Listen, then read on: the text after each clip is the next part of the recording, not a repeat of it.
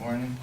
My name is Thomas Castro, and this morning we'll be talking about assault weapons or gun control. And we will be talking about me and my partner, Blanca, about banning it. So, about roughly 16,272 murders committed in the United States during 2008. Of these, about 10,886, or 67%, were committed with firearms. Now, based on survey data from the U.S. Department of Justice, roughly about 5,340,000 violent crimes are committed in the United States during 2008. These include simple aggravated assaults, robberies, sexual assaults, rapes, or murders. Now, of these, about 436,000, or 8%, were committed by offenders visibly armed with a gun. Now, based on survey data from the U.S. Department of Justice, roughly 5,340,000 violent crimes are committed in the United States during 2008. Oh, I just read that, sorry. For many Americans, the Second Amendment's right to keep and bear arms is among the most important parts of the U.S. Constitution. Now, lawmakers fail to get enough support for new gun control laws regulating certain types of semi-automatic firearms, and also fail to get background check legislation through the Senate. Now, according to FBI statistics, 46,313 Americans were murdered with firearms during the time period 2007 to 2011. Now, to put this death toll into perspective, this translates to an average of 9,263 murders per year, or 25 murders per day. Now, when we look at this average death toll in relation to the Sandy Hook shooting, a nationally shocking tragedy, we see that a Sandy Hook-sized tragedy happens every day, yet nobody covers it.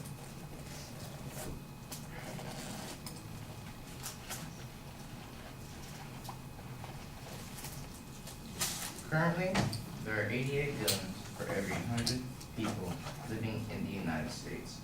That's not even counting illegal weapons, which our government cannot account for. But with so many weapons and so few controls who can own the weapons, there's simply no realistic way to keep these guns from falling into the hands of violent criminals and disturb people. Now, current laws are often poorly executed. Criminals are often able to buy guns even when the law says they should be prohibited. We need to enforce existing laws first. Now, we say that guns are not safe. There are many two accidents involving children playing with guns or accidental discharges due to careless or inexperienced adults. Now, unfortunately, there are many misguided individuals in our society. We as a society would be better off if they had less access to our guns, period. When guns are readily accessible, they can be more easily fallen into the hands of children. Now, there are significant loopholes in our current gun regulations. Now, these need to be plugged. Semi-automatic weapons are intended for military use and really have no business in the hands of civilians in either self-protection or sport. Indeed, media bias is in favor of the NRA's view of the Second Amendment as protecting individual gun ownership, and so provides that many gun control supporters seem unaware that the federal high courts have never found a gun law to have violated the Second Amendment.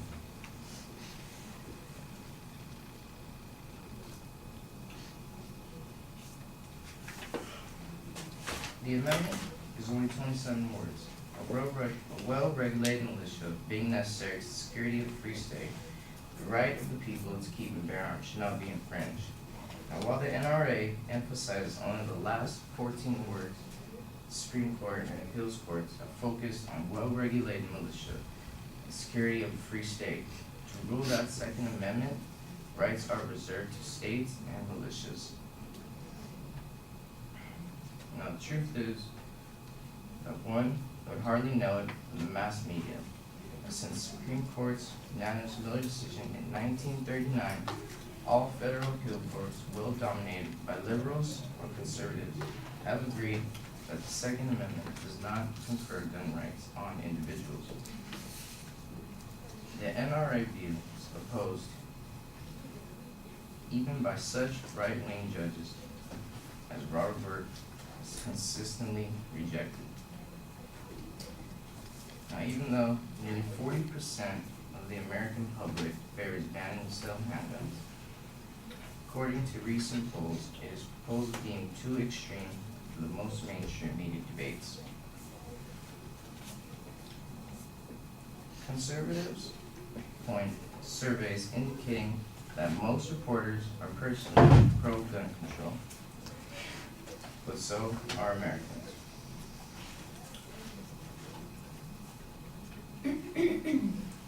Now, gun advocates are right to gripe about sometimes hysterical coverage, especially on television, that follows school, workplace, or other mass shootings.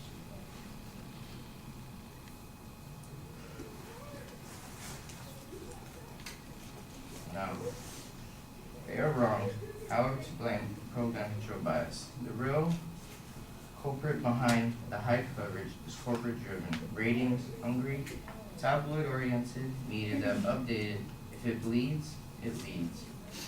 Now, a slogan with the dictum more appropriate to the 24-hour news environment. If they're dead, we're live. Thank you.